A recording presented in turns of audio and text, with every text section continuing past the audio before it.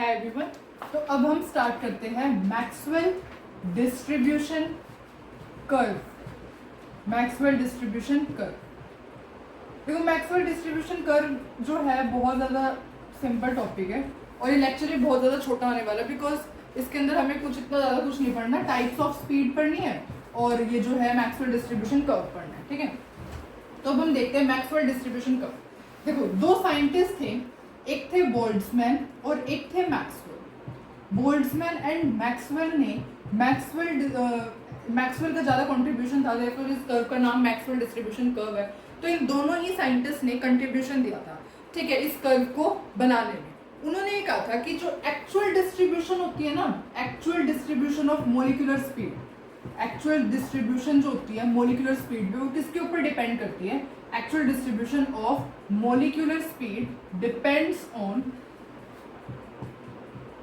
किसके ऊपर डिपेंड करती है? Depends on temperature, depends on temperature and molecular mass of gas, ठीक है। जो मतलब कि जो एक्चुअल डिस्ट्रीब्यूशन होती है मोलिक्यूल की स्पीड का, जो एक्चुअल डिस्ट्रीब्यूशन होता है वो किसके ऊपर डिपेंड करता है? टेम्परेचर के ऊपर डिपेंड करता है and molar mass of gas के ऊपर डिपेंड करता है, ठीक है। अब हम ये तो देख लें कि मतलब कि इन्होंने कहा का मतलब क्या कहा इस कर्व के अंदर? Actual distribution of molecular speed depends on temperature and molar mass of gas. अब हम देखते हैं कि ये कर्व होता कैसा है। देखो उन्होंने कर्व ड्रॉ किया बिटवीन नंबर ऑफ मॉलिक्यूल्स, यहाँ पे लिए उन्होंने नंबर ऑफ मॉलिक्यूल्स और यहाँ पर लिए उन्होंने एक्स एक्सिस पे स्पीड।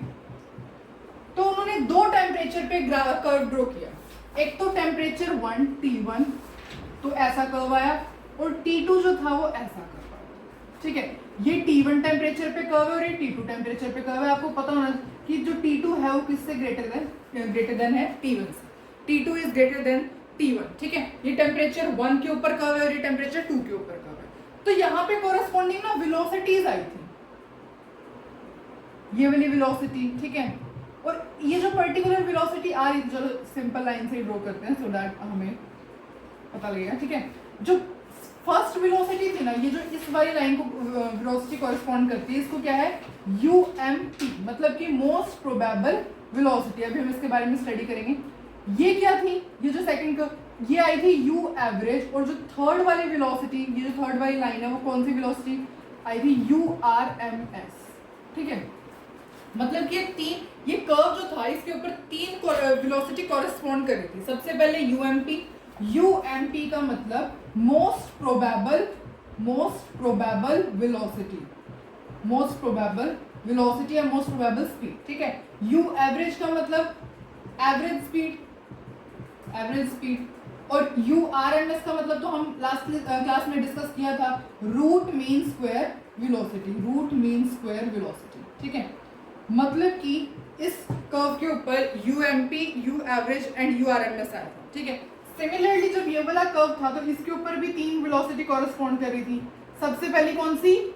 UMP, उसके बाद U एवरेज और उसके बाद URMS, ठीक है। कौन से कर्व? ये कर्व है T2 पर, ठीक है। तो इस तरीके से हमारे पास कर्व आया था। अब इस कर्व को देखते हैं कि इस कर्व से हमें क्या सीखने को मिला था। देखो इस कर्व के अकॉर्डिंग जो नंबर ऑफ मॉलिक्यूल्स थे ना, जिनकी स्पीड मोस्ट प्रोबेबल थी, वो बहुत ज्यादा थे, ठीक है।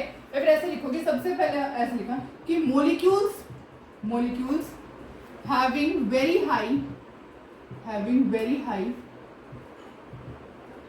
एंड वेरी लो स्पीड, वो मॉलिक्यूल्स जिनकी बहुत ज्यादा हाई स्पीड थी और बहुत ज्यादा लो स्पीड थी ना, वो बहुत थोड़े थे, इज वेरी स्मॉल, वो बहुत थोड़े थे। क्योंकि जो मैक्सिमम मॉलिक्यूल्स थे ना, मैक्सिमम मॉलिक्यूल्स के पास कौन सी स्पीड थी? मैक्सिमम मॉलिक्यूल्स शो कर रहे थे UMP, मतलब कि मोस्ट प्रोबेबल वेलोसिटी शो कर रहे थे, ठीक है। भैया फिर ऐसे लिखो, मैक्सिमम कर्व रिप्रेजेंट्स UMP, मतलब कि मोस्ट प्रोबेबल वेलोसिटी रिप्रेजेंट कर रहे थे, ठीक है। ये कौन सी वेलोसिटी थी? ये वेलोसिटी थी velocity possessed by maximum number of molecules, velocity possessed by maximum number of molecules. अब देखो, सबसे पहले number of molecules versus speed के बीच में ग्राफ ड्रॉ किया गया था। टेम्परेचर 1 के ऊपर ऐसा कर्व आया था, टेम्परेचर 2 के ऊपर जो कर्व है वो थोड़ा ब्रॉड हो गया था। अभी हम समझेंगे कि टेम्परेचर 2 के ऊपर कर्व थोड़ा ब्रॉड क्यों हुआ है।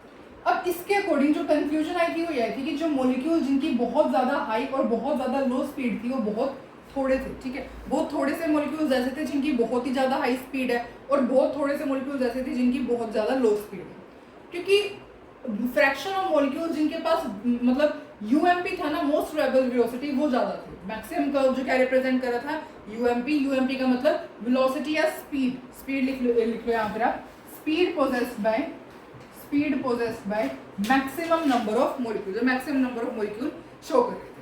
अब जो थर्ड कंक्लूजन इस ग्राफ से मिला वो ये था कि जैसे आप टेम्परेचर इंक्रीज करोगे, थर्ड कंक्लूजन ये था कि टेम्परेचर इंक्रीज करते हो, सपोज नॉर्मली आप टेम्परेचर इंक्रीज करते हो, तो टेम्परेचर इंक्रीज करने से kinetic energy of molecules increase हो जाती है। टेम्परेचर इंक्रीज करोगे तो kinetic energy of molecules increase हो जाएगी, देयरफॉर यूएमपी भी इंक्रीज हो जाएगी, यूएमपी इंक्रीज हो जाएगी। अब मोस्ट प्रोबेबल वेलोसिटी इंक्रीज होगी, इसका मतलब जो कर्व है वो कैसा होगा, कर्व बिकम्स ब्रॉडन। अब ब्रॉड वर्ड का मतलब क्या है, मतलब कर्व ब्रॉड हो गया, ब्रॉडन। इसका क्या मतलब है, इसका मतलब ये है कि नंबर ऑफ मॉलिक्यूल्स वो number of molecules having UMP, मतलब कि नंबर ऑफ मॉलिक्यूल्स जिनकी यूएमपी थी, मतलब कि यूएमपी कह लो या फिर having high speed are more, नहीं आर मोर, हाँ, अगर आप टेम्परेचर इंक्रीज करते हो, ठीक है। अगर आप टेम्परेचर इंक्रीज करते हो तो काइनेटिक एनर्जी इंक्रीज होती है, काइनेटिक एनर्जी मतलब काइनेटिक एनर्जी इंक्रीज होती है, therefore most probable velocity increase करती है। मोस्ट प्रोबेबल वेलोसिटी इंक्रीज करेगी मतलब कि कर्व थोड़ा सा ब्रॉड हो जाएगा। टेम्परेचर 2 ज्यादा है ना तो कर्व थोड़ा ब्रॉड हो जाएगा। ब्रॉड का मतलब क्या है कि number of molecules having high speed are more, ठीक है। मतलब वो नंबर ऑफ मॉलिक्यूल्स जो कि हाई स्पीड से मूव कर रहे थे वो क्या थे, ज्यादा थे। Number of molecules having high speed are more, मतलब कि नंबर ऑफ मॉलिक्यूल्स जो कि हाई स्पीड से मूव कर रहे थे वो क्या थे, ज्यादा, ठीक है। ये तो टेम्परेचर इंक्रीज करने पे बात थी। वैसे ऑर्डिनरी टेम्परेचर पर तो हमें यही दिख रहा था कि जो number of molecules having high speed having very low speed वो बहुत ज्यादा कम थे, ठीक है।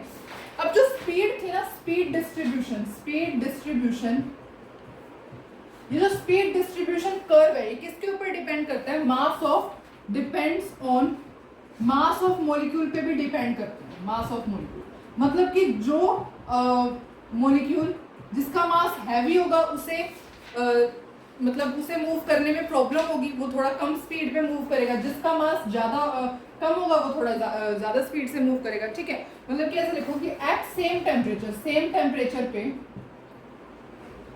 मॉलिक्यूल्स विद हैवी मास, जिनका मास हैवी होगा, molecules with heavy mass are at show लिखो, शो लेस स्पीड या फिर मूव स्लो, ठीक है। एट सेम टेम्परेचर मॉलिक्यूल्स जो होंगे जिनका हैवी मास होगा वो मास शो लेस स्पीड, वो लेस स्पीड शो करेंगे या फिर उनकी जो मतलब कि वो स्लोली मूव करेंगे, ठीक है। क्योंकि हैवी, अगर सपोज किसी का मास बहुत ज़्यादा है और कोई लाइटर है तो ये तो बहुत ज़्यादा कम ट्रैवल करेगा, इतने में तो बहुत ज़्यादा हाई स्पीड से ट्रैवल कर जाएगा, ठीक है। देयरफॉर जो जिनका मॉलिक्यूल्स का मास सेम टेम्परेचर पे, जिन मॉलिक्यूल्स का मास हैवी था वो कैसी स्पीड शो करते हैं, लो स्पीड शो करते हैं। सपोज आपको नाइट्रोजन एंड क्लोरीन दिया जाए, ठीक है, सेम टेम्परेचर है। फॉर एग्जाम्पल जैसे कि नाइट्रोजन है और यहाँ पे क्लोरीन है, इसका गैस का टेम्परेचर भी T है, इस का टेम्परेचर भी, मतलब टेम्परेचर सेम है, इज इक्वल्स टू T, ठीक है। अब बताओ कि इसके अंदर से किसके मॉलिक्यूल्स जल्दी मूव करेंगे या किसके मॉलिक्यूल्स स्लो स्पीड पे मूव करेंगे। ऑफ कोर्स नाइट्रोजन का मास कम है, देयरफॉर ये कैसे है, लाइटर है मतलब कि मूव फास्टली, ये फास्ट मूव करेंगी, ठीक है। और क्लोरीन के मॉलिक्यूल्स कैसे होते हैं, क्लोरीन के मॉलिक्यूल्स हैवी होते हैं, हैवी मॉलिक्यूल्स, देयरफॉर ये कैसे हैवी मॉलिक्यूल्स, देयरफॉर ये कैसे मूव करेंगे, मूव स्लो, इनकी स्पीड जो होगी वो स्लो, ठीक है। इस तरीके से आप आंसर कर सकते हो कि अगर आपको दो गैस गिवन है तो अगर उनका टेम्परेचर सेम होना चाहिए, पर एक काम टेम्परेचर सेम होगा तभी होगा कि अगर लाइटर मॉलिक्यूल्स है तो वो जल्दी मूव करेंगे और जो हैवी मॉलिक्यूल्स हैं वो कैसे मूव करेंगे, स्लोली मूव करेंगे। ठीक है, अब हम इसके लिए सपोज आपको ग्राफ ड्रॉ करना हो इन्हीं के लिए, नाइट्रोजन और क्लोरीन के लिए, तो ग्राफ तो सेम ही रहेगा।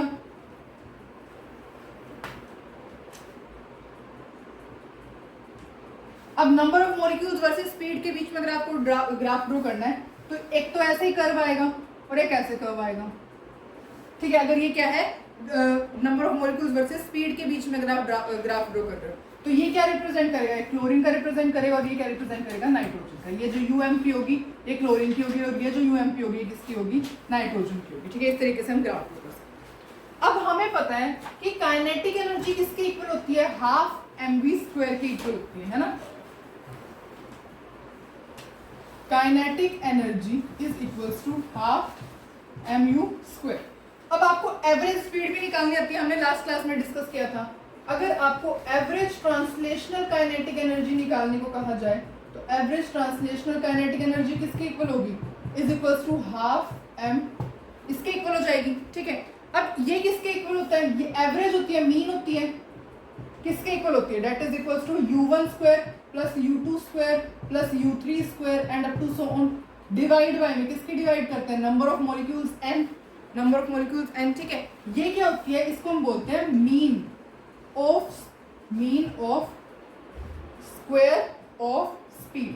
ठीक है, मीन अगर आप इन सब का जो है स्पीड्स का स्क्वायर करके मीन कर लो तो इसे हम क्या कहते हैं, mean of square of speed. ठीक है, इसलिए अगर आपको URMS निकालने को कहा जाए तो URMS किसके इक्वल होता है, under root of mean square speed के equal, under root of mean square speed के इक्वल। ये स्क्वायर में नीचे क्यों लिख रही हूं, यहाँ है राइट। ठीक है, तो इस तरीके से हम कह सकते हैं कि URMS किसके इक्वल होगा, under root of mean square speed के इक्वल होगा। ठीक है, ये 2 है, this is 2, half mv square होता है ना, तो इस तरीके से। तो अगर आपको सिंपल काइनेटिक एनर्जी है तो सिंपल काइनेटिक एनर्जी का फॉर्मूला होता है half mv square. Average translational kinetic energy निकालने को कहा जाए तो हाफ m, ये क्या है, what is this is mean square speed. Mean square speed की क्या वैल्यू होती है, is equals to u1 square plus u2 square. अगर सपोज यहाँ पे आपके पास 3-4 मॉलिक्यूल्स, इसकी स्पीड u1 है, इसकी स्पीड u2 है, इसकी स्पीड u3 है, इसकी स्पीड u4 है, तो इस तरीके से आप इन सबका मीन का स्क्वायर कर दोगे ना, इनका स्क्वायर लेकर के मीन कर दोगे तो क्या हो जाएगा, डिवाइड कर दोगे n से तो क्या आ जाएगा, mean of square of speed आ जाएगा। और URMS अगर आपको निकालना तो इस तरीके से निकाल सकते हैं।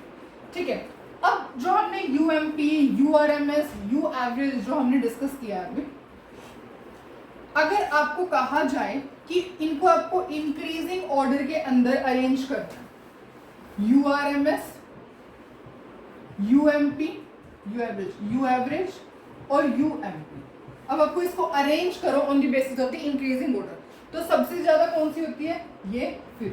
ठीक है, ये इनका ऑर्डर होता है। आप कैसे लर्न कर सकते हो, RAM, राम से लर्न कर सकते हो। सबसे पहले RAM, ठीक है, पहले आएगी RMS, फिर एवरेज और फिर मोस्ट प्रोबेबल वेलोसिटी। ठीक है, अगर आप इसकी वो देखोगे, फ्रैक्शन में देखोगे, UMP ratio U average ratio URMS, तो वो किसके इक्वल आता है, that is equals to 1 ratio 1.128 ratio 2.224।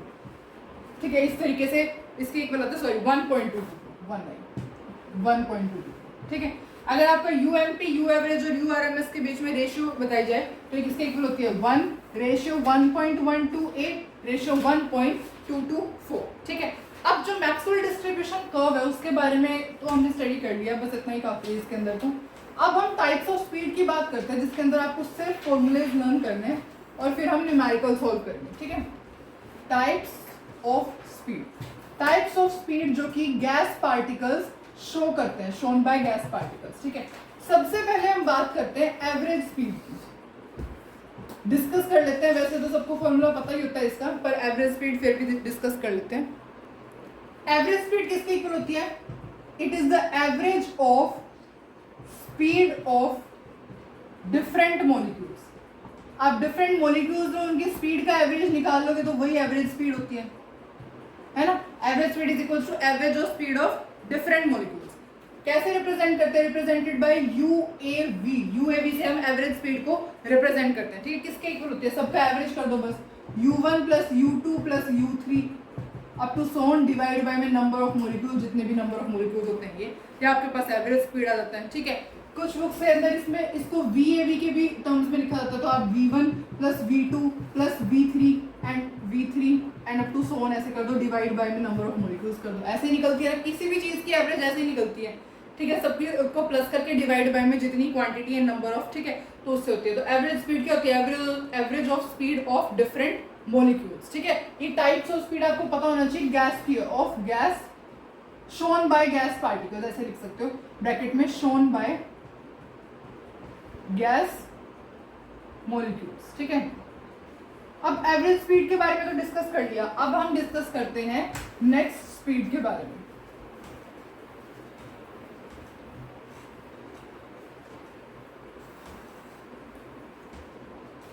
अब जो सेकंड आता है वो क्या है? Root mean square, root mean square velocity, जिसे हम URMS भी कहते हैं, ठीक है। रूट मीन स्क्वायर वेलोसिटी या फिर स्पीड के बारे में, ये क्या होती है? URMS की वैल्यू क्या होती है? तो हमें पता ही है, square root of U1 square plus U2 square plus U3 square and up to so on, divide by में नंबर ऑफ मोलिक्यूल्स, ठीक है, डिवाइड बाय में नंबर ऑफ मोलिक्यूल्स। ऐसे कह सकते हैं कि क्या होती है, अगर इसकी डेफिनेशन लिखना चाहो तो square root of mean of, देखो किसका मीन लिया हमने इसके अंदर? स्क्वायर का मीन लिया ना, किसके स्क्वायर है? स्क्वायर ऑफ स्पीड के। बस इस तरीके से आप definition, mean of square of speeds of different molecules, बस ऑफ डिफरेंट मोलिक्यूल्स, ठीक है। तो URMS root mean square velocity किसके इक्वल होती है? URMS is equals to under root of U1 square U2 square U3 square up to so on divide by में n, ठीक है। या फिर ऐसे कह सकते हैं कि square root of mean of squares of speeds of different molecules, ठीक है। इस तरीके से हम URMS कैलकुलेट करते हैं। नेक्स्ट हम देखते हैं मोस्ट प्रोबेबल वेलोसिटी या मोस्ट प्रोबेबल स्पीड, ठीक है। थर्ड जो है वो क्या है? Most probable speed. Most probable speed क्या होती है? किससे रिप्रेजेंट करते हैं? सबसे पहले तो UMP से रिप्रेजेंट करते हैं। कुछ बुक्स के अंदर U की जगह VMP का भी साइन होता है, ठीक है। तो आप कोई भी वो कर सकते हो, UMP लिख लो, VMP लिख लो। UMP की डेफिनेशन क्या होती है? स्पीड, ये तो हमें पता ही है, speed possessed by maximum fraction of molecules. हमने ग्राफ में भी डिस्कस किया ना कि वो वाले मोलिक्यूल्स बहुत ज्यादा थे जिसकी UMP थी, है ना, मतलब वो वाले मोलिक्यूल्स जिनकी UMP थी उनका फ्रैक्शन बहुत ज्यादा था। Therefore speed possessed by maximum fraction of molecules. अब देखो हमने सारी स्पीड डिस्कस कर लिया, बस अब इन सबके बीच में ना एक और हम जो न्यूमेरिकल्स के अंदर फॉर्मूले यूज होते हैं वो डिस्कस कर लेते हैं। देखो U एवरेज किसके इक्वल होता है? U average is equals to under root of 8 by pi into में RT। ये फॉर्मूला जिसको आप यूज कर सकते हो, V average is equals to 8 by pi RT upon में M, ठीक है। अब ये किसके इक्वल हो सकता है? 8 by pi PV by W के भी इक्वल हो सकता है। आपको इन सबके रिलेशन पता है, ठीक है। और ये किसके इक्वल हो सकता है? 8 बाय पाई P बाय में डेंसिटी, D फॉर कैट, ये डेंसिटी है, ठीक है, इसके भी इक्वल हो सकता है। जहाँ पे R की वैल्यू आपको पता है, R की वैल्यू क्या होती है? 8.314 जूल पर केल्विन पर मोल। टेम्परेचर किस में लेना है आपको? केल्विन में लेना है, ठीक है। M क्या रिप्रेजेंट करे? That is equals to molar mass, जिसकी वैल्यू क्या होती है? आप किलोग्राम पर मोल में लोगे, ठीक है। तो ये एवरेज किसके इक्वल होता है? Under root of 8 by pi RT by M, under root of 8 by pi PV by W, under root of 8 by pi P by में D। D क्या है यहाँ पर? डेंसिटी। अब हम एक और डिस्कस करते हैं, दैट इज URMS। देखो URMS root mean square velocity किसके इक्वल होती है? Is equals to under root of 3RT by M। यहाँ पे R क्या है? वही सब सेम रहेगा, टेम्परेचर केल्विन में लेना है, M मोलर मास है, R की आप जो वैल्यू है वही लेनी है, ठीक है। Is equals to under root of 3PV by में M 3 pv में w is equals to PV, देखो पीवी आएगा तो नीचे आपको ये सारे रिलेशन आप ऑलरेडी निकाल सकते हो, जैसे PV is equals to NRT करते हैं ना, तो इस तरीके से बहुत सारे फॉर्मूलेज आ जाते हैं। तो टाइम सेव करने के लिए हमें सिर्फ फॉर्मूलेज ही देख रहे हैं, यही यूज होते हैं न्यूमेरिकल्स में, ठीक है। और किसके इक्वल हो जाएगा, is equals to root of 3p में डेंसिटी, ठीक है।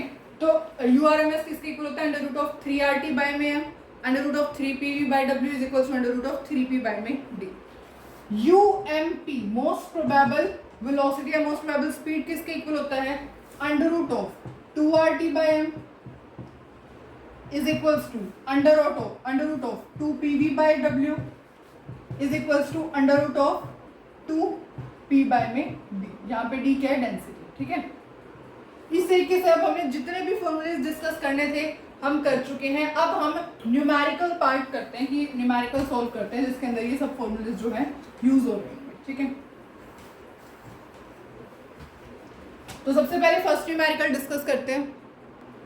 तो ये क्वेश्चन सॉल्व करते हैं। Calculate VRMS of substance having molar mass 30 gram at 300 kelvin. देखो हमें क्या निकालना है, VRMS निकालना है, किसके इक्वल होता है, under root of 3RT by m के इक्वल होता है, बस वैल्यू पुट करते हैं।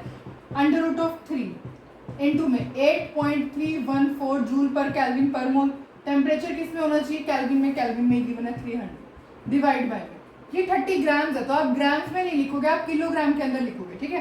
30 ग्राम को किलोग्राम के अंदर कन्वर्ट करोगे तो 0.03 किलोग्राम आ जाएगा, है ना। तो यहाँ पे क्या पुट करोगे, 0.03 किलोग्राम। अब यहाँ पे जो भी आंसर आएगा that will be the VRMS जो होगा आपका ये हो जाएगा, ठीक है। सिर्फ आपने क्या किया है, सिंपल फॉर्मूला पुट किया और उसके अंदर ये तो मैथ की कैलकुलेशन है, you can solve it by own, ठीक है। तो इस तरीके से हम ये क्वेश्चन सॉल्व कर सकते हैं। अब ये देखो, at what temperature do the average speed of CH4 molecules equal the average speed of O2 molecule eight 300 kelvin. मतलब कि यहाँ पे जो U एवरेज है ऑफ CH4 की वो किसके इक्वल है, U एवरेज ऑफ O2 के इक्वल, ठीक है। कि टेम्परेचर बताना ना कि average speed of CH4 equal होगी किसके, एवरेज स्पीड ऑफ O2 की, बस हम इसके अंदर वैल्यू पुट करते हैं, किसके इक्वल है, रूट 3RT बाय m के इक्वल होता है। ये भी किसके इक्वल होता है, रूट 3RT बाय m के। अब देखो 3 से 3 तो यहाँ कैंसिल ही हो जाएगा, तो यहीं पे हम कैंसिल कर देते हैं, 3 से 3 कैंसिल हो जाएगा, R की वैल्यू भी सेम होगी तो यहाँ पे कैंसिल हो जाएगा। हमें टेम्परेचर निकालना है, do the average speed of, मतलब कि CH4 का टेम्परेचर निकालना, तो ये तो ऐसे ही रहेगा। अब O2 के टेम्परेचर की क्या बात की है, दैट इज 300 केल्विन गिवन है, तो यहाँ पे 300 केल्विन लिख दिया, ठीक है। CH4 का मास कितना होता है, 16 होता है, तो यहाँ पे हमने 16 पुट कर दिया। O2 का मास कितना होता है, 32, तो यहाँ पे हमने 32 पुट कर दिया। बस अब तो हमें ऐसे सॉल्व करना है, और रूट से रूट भी कैंसिल होता है ना, स्क्वेयरिंग करेंगे बोथ साइड तो रूट से रूट कैंसिल हो जाएगा। तो अब यहाँ पे क्या बच गया, T बाय में 16 is equals to 300 up divide by में 32, तो ये क्या हो जाएगा, T is equals to 300 into में 16 डिवाइड बाय में 32, 16 2 2 150, तो टेम्परेचर कितना आ जाएगा, 150 केल्विन। तो दिस इज द आंसर कि 150 केल्विन के ऊपर एवरेज स्पीड जो होगी मीथेन मॉलिक्यूल की वो किसके इक्वल हो जाएगी, average speed of oxygen molecule के equal. At 400 Kelvin, URMS speed of gas X is equal to the UMP of gas Y at 60 Kelvin. Molecular weight निकालना है। देखो क्या क्या हुआ कि URMS of gas X किसके इक्वल है, UMP of gas Y के इक्वल। इसका हमें फॉर्मूला पता है क्या होता है, 3RT डिवाइड बाय में M। इसका क्या होता है, under root of 2RT divide by में M। अंडर रूट से अंडर रूट कैंसिल हो गया, R से R कैंसिल हो गया। टेम्परेचर गैस X का क्या दिया हुआ है, एट 400 केल्विन, तो यहाँ पे 400 पुट करेंगे। यहाँ पे टेम्परेचर कितना दिया गिवन है, 60 केल्विन, तो यहाँ 60 केल्विन होगा। अब molar mass molecular weight of gas X कितना है, 40, तो यहाँ 40 पुट कर देते हैं। इसका हमें कैलकुलेट करना, तो यहाँ क्या बच गया, 3 इंटू में 400 डिवाइड बाय में 40 is equals to 60 into 2 divide by में m। बस अब हमें सॉल्व करना है, ये 10 हो गया, ये 30 हो गया, 30 मतलब ये ऐसे हो जाएगा, m is equals to 60 into 2 divide by में 30, तो ये क्या हो जाए, क्या होगा ये answer, 2 into 2 4, that is molecular weight कितना आ गया यहाँ पर 4। तो गैस Y का जो मोलिकुलर वेट है वो कितना है, 4। इस तरीके से अब बस URMS को UMP के इक्वल पुट करना है और आपको फॉर्मूले के अंदर सिर्फ और सिर्फ वैल्यूज पुट करनी है, तो बस that's the answer, that is 4। अब इस क्वेश्चन के अंदर हमें 4 पार्टिकल्स गिवन है जिनकी स्पीड है 2, 3, 4, 5 सेंटीमीटर पर सेकेंड रिस्पेक्टिवली। हमें क्या कैलकुलेट करना है, URMS स्पीड कैलकुलेट करनी है। तो देखो इसका एक और फॉर्मूला होता है, वो क्या होता है, u1 square plus u2 square plus u3 square plus u4 square and up to so on जितने भी आपको नंबर ऑफ पार्टिकल दिया है डिवाइड बाय में n, और इसका क्या होता है अंडर रूट। ये हमने फॉर्मूला पढ़ा हुआ है ना, इसके अंदर बस आपको वैल्यू पुट करनी है। u1 की क्या वैल्यू है 2 का स्क्वायर प्लस यहाँ पे आएगा 3 का स्क्वायर प्लस 4 का स्क्वायर प्लस 5 का स्क्वायर डिवाइड बाय में number of particles. Number of particles कितने हैं यहाँ पे 4 पार्टिकल्स है 4। जो भी आप इसे सॉल्व करोगे जो भी आंसर आएगा वो क्या हो जाएगी आपकी URMS स्पीड। अब ये क्वेश्चन आप ऐसा होमवर्क में सॉल्व करोगे, what will be effect on VRMS if pressure is quadrupole. Quadrupole का मीन्स मतलब कि 4 टाइम्स। जब आपने प्रेशर को 4 टाइम्स कर दिया तो VRMS के ऊपर क्या इफेक्ट आएगा। जब आपने डेंसिटी को क्या किया 1/4 टाइम्स कर दिया, और जब आपने वॉल्यूम को क्या किया क्वाड्रुपोल किया बाय, क्वाड्रुपोल मीन्स वॉल्यूम को जब आपने 4 टाइम्स किया बाय हीटिंग गैस। बस आपको इसमें एक हिंट मैं ऐसे दूंगी कि हिंट ये है कि जो VRMS होती है वो सिर्फ और सिर्फ किससे इफेक्टेड होती है, only affected by temperature, only affected by temperature. ठीक है, तो बस आप ये क्वेश्चन अपना होमवर्क में एज अ सॉल्व करना और इसका आंसर मुझे कमेंट सेक्शन के अंदर लिख के जरूर बताना। So thank you so much for watching और मिलते हैं अब हम नेक्स्ट वीडियो के अंदर। इतने आप सब और भी इस टॉपिक से रिलेटेड न्यूमेरिकल सॉल्व कर सकते हैं। ठीक है।